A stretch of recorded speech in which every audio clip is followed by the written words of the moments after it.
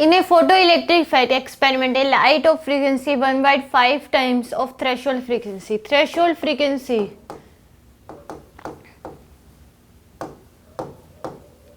मान लो new node है, तो यहाँ पे जो लाइट डाली जा रही है उसकी फ्रीक्वेंसी कितनी है, यानी कि न्यू की value 1.5 mu node fall on a surface of photosensitive material. Now the frequency is halved and intensity is double.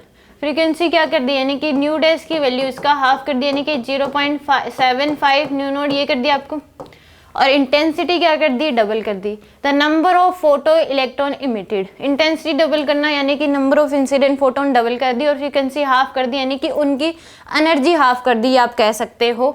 तो इस केस में अब जो न्यू डैश की वैल्यू लेस देन ही थ्रेशोल्ड फ्रीक्वेंसी होगी, जो इंसिडेंट फोटोन्स की इंसिडेंट फोटोन फ्रीक्वेंसी जो है वो क्या है, लेस देन है थ्रेशोल्ड फ्रीक्वेंसी से, किससे, थ्रेशोल्ड फ्रीक्वेंसी से ही कम है.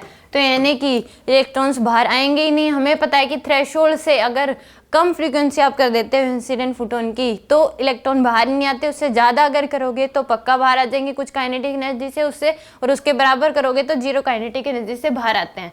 तो यानी कि सी ऑप्शन क्या होगा, इसका करेक्ट हो जाएगा.